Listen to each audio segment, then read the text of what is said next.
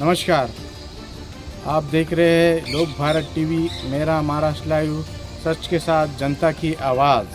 मैं पाथरी प्रतिनिधि शेख अयूब, मुख्य संपादक इद्रीस बेग के साथ।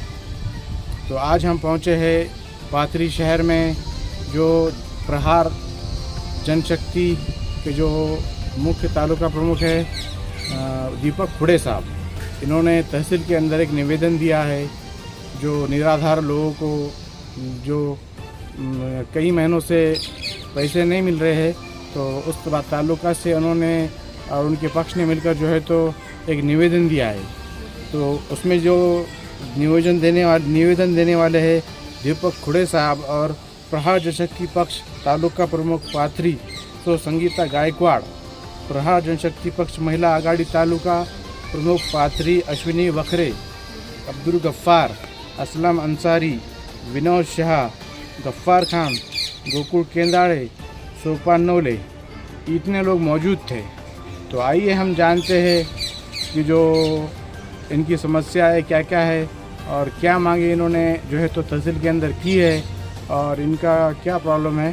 तो इनकी हम बात करते हैं दीपक खुड़े साहब से। तालुका ऐसा है कि जो दिव्यांगों का मानधन जो 8 से 9 महीने से थकित है, जो बेवा औरत है, जो हमारे बहन, उनका ही मानधन मिलाना है 9 महीने से।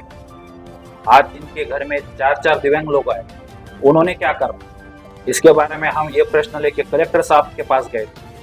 अभी जाके हमारे को 1-1.5 महीना हो गया। जैसा 14/8/2025 को कलेक्टर साहब ने ऐसा आदेश दिया था पत्र के द्वारा तहसीलदार साहब को कि ये दिव्यांग का जो मानधन है तो थोड़ी जगह पे उनका प्रस्ताव मंजूर करो। लेकिन तहसीलदार साहब को कुर्सी का बहुत मार चढ़े वाला, तो उन्होंने उस पर कोई दखल अंदाजी दी नहीं। तो हम दिव्यांग लोगों ने क्या करना, इनके वास्ते कौन है जिसको 2 हाथ नहीं, जिसको पैर नहीं, आंखों से दिखता नहीं, उन्होंने क्या करना। आज 9 महीने से थकित आंदोलन उनका मानधन है, इन्होंने क्या करना। हम वारंवार तहसीलदार साहब के पास निवेदन दिए, लेकिन तहसीलदार साहब उस पर कोई ही दखल अंदाजी दे रहे नहीं। इसके वास्ते आज हमने तहसीलदार साहब को ऐसा निवेदन दिया है कि 4/10/2025 तक अगर हमारे मांगना पूरे नहीं करे तो मैं खुद 6 तारीख को 6/10/2025 को मैं खुद अन्न त्याग उपोषण को बैठने वाला हूँ। बेमुद्दत अन्न त्याग उपोषण। अब 1 मांगने थे हमारे, अब 5 मांगने पूरे हो गए। और 5 मांगने पूरे करने तक मैं उपोषण से उठने वाला नहीं। हमारे 5 मांगने ऐसे है, जैसा पहला मुद्दा है 8 से 9 महीने तक जो मानधन स्थगित है वो तुरंत निकालना। दूसरा मुद्दा ऐसा है, जो त्रुटि है, जैसा फाइल प्रस्ताव मंजूर करे, वो त्रुटि में ऐसा रहा है जैसा दिव्यांग प्रमाण पत्र है उसकी वैलिडिटी डेट जैसा 2027 है, लेकिन तहसीलदार साहब ने आज ही इसको रिजेक्ट कर दिया क्योंकि वो वैलिडिटी प्रमाण पत्र कायम स्वरूप भी नहीं है। वो तहसीलदार को अधिकार आज वापिस ही नहीं ना, जब तुम उसकी डेट खत्म होने के बाद उसका आदेश निकालो, हमारे को बोलो, हम प्रमाण पत्र वो हमारे को मुद्दत दो, वो डेट हम बढ़ा के लाएंगे, फिर तुम लो। नहीं लाया, मुद्दत से हमने पहले नहीं दिया तो तुम मानधन बंद कर दो। तुम पहले से मानधन बंद करे तो केंद्र शासन से भी तहसीलदार आज बड़ा हो गया। तो ये सब ऐसे त्रुटियां है, तो उसको उसके बारे में हमें निवेदन देने वाला है। तीसरा मुद्दा ऐसा है, जो महिला इसमें जो विधवा महिला है, जो बेवा है, उनको भी उन्होंने मानधन देने वाला नहीं। उनका 9 महीने से मानधन है। बहुत गए और तहसील में चक्रा मारे उन्होंने, तो खाली 1 महीने का मानधन निकालते हो 1500 रुपए। मैं बोल रहा, वो बोलते बंद हो गया। अब बंद हो गया तो बाकी ये 1 महीने का मानधन निकाले कैसे उन्होंने? बंद हो गया ना तो पूरा बंद हो दो ना। एक महीने का मानधन कैसे निकाले? फिर बाकी का 8 महीने का मानधन गया कहाँ? ये सब चालेबाजी चल रही है इनकी, बाकी कुछ नहीं, खाली गरीब लोगों को पीस रहे। इसी वास्ते हमने निवेदन भी दिए वाला है। और चौथी बात ऐसी है कि जैसा दिव्यांग लोगों का जो अंत्य उदय सीधा पत्रिका रहती, वो अंत्य उदय आज तक पाथरी तहसीलदार साहब ने दिए वाला नहीं। बहुत बार मैंने अर्ज करे वाला है तहसील को, लेकिन आज तक तहसीलदार ने उस पर कोई ही एक्शन ली वाली नहीं।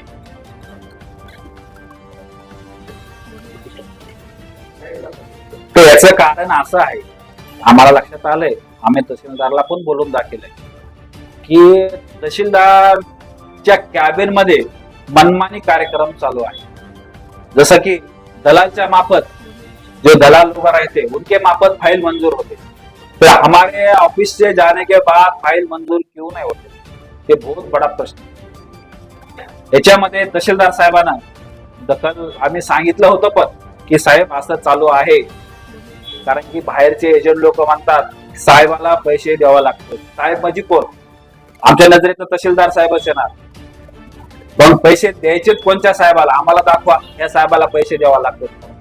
अरे ज्या दिव्यांग लोकांना हात नाहीत, पाय नाहीत, त्यांच्याकडून तुम्ही 2-2, 3-3 हजार रुपये घेता.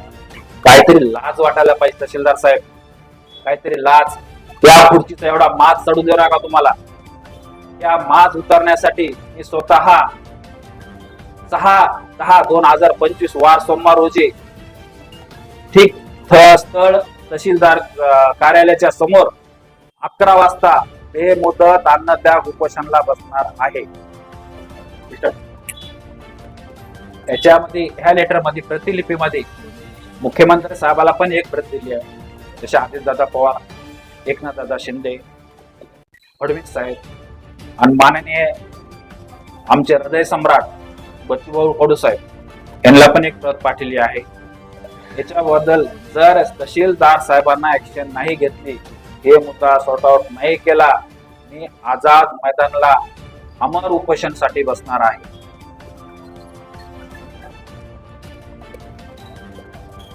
तर हे मुद्दा मंजूर नाही केला तहसीलदार साहेबांना, जसं मी म्हटलोय आझाद मैदान इथे मी अमर उपोषणला बसणार आहे. याच्यात एकटा नाही, आमचे सर्व दिव्यांग बांधव, विधवा महिला या सर्व आझाद मैदान इथे अमर उपोषणला बेमुदत बसणार आहे.